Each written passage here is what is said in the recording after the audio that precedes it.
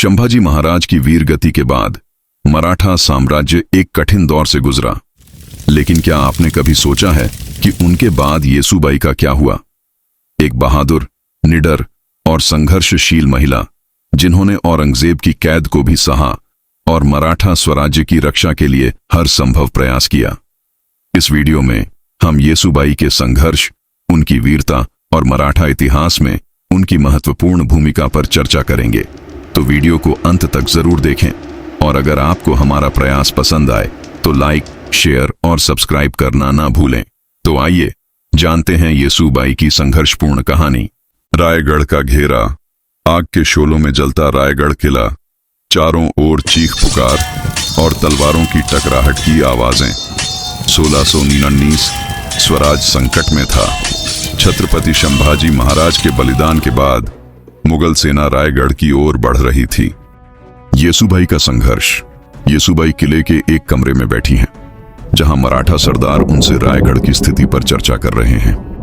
येसुबाई धैर्यपूर्ण लेकिन दृढ़ स्वर में, स्वराज केवल एक किला नहीं, एक संकल्पना है। यदि हम मुगलों के हाथों में पड़ भी गए तो भी स्वराज जीवित रहेगा। सरदार, महारानी, हमारी सेना संख्या में कम है, लेकिन हम अंतिम सांस तक लड़ेंगे। मुगलों का रायगढ़ पर हमला शुरू हो चुका है। तोपों की गूंज और तलवारों की झनकार सुनाई देती है। येसुबाई अपनी छोटी सी तलवार उठाती हैं, मानो युद्ध के लिए तैयार हो रही हों। लेकिन तभी एक सिपाही अंदर भागता है। सिपाही हाँफते हुए, गणोजी शिर्के ने गद्दारी कर दी, मुगलों को किले का गुप्त मार्ग बता दिया है। कैद में येसुबाई और शाहू महाराज। मुगल सैनिकों द्वारा येसुबाई और शाहू महाराज को पकड़कर औरंगजेब के दरबार में ले जाया जाता है। औरंगजेब हंसते हुए, देखो, मराठों का राज खत्म हो चुका है। अब यह लड़का शाहू हमारे दरबार में रहेगा और हमारी परंपराएं सीखेगा। येसुबाई क्रोधित और आत्मविश्वास से भरी आवाज में, मुगलिया सल्तनत खत्म हो सकती है, लेकिन मराठा स्वराज्य अमर है। मेरा पुत्र हिंदवी स्वराज्य की रक्षा करेगा। औरंगजेब येसुबाई की दृढ़ता देखकर नाराज हो जाता है और उन्हें कैद करने का आदेश देता है। शाहू को मुगलिया रीति रिवाज सिखाने की कोशिश की जाती है, लेकिन येसुबाई उसे मराठा संस्कृति से जोड़कर रखती हैं। 22 साल की कैद और मराठा प्रतिशोध। 22 साल बीत जाते हैं।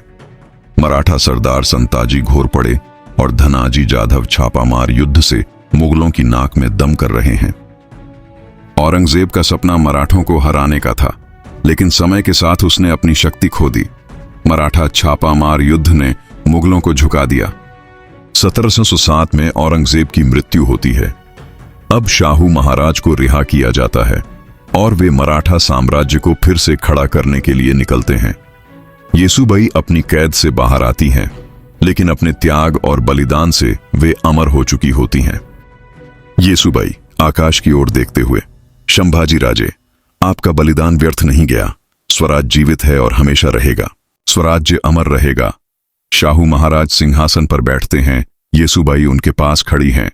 मराठा सरदार तलवार उठाकर स्वराज्य की शपथ लेते हैं और मराठा झंडा लहराने लगता है।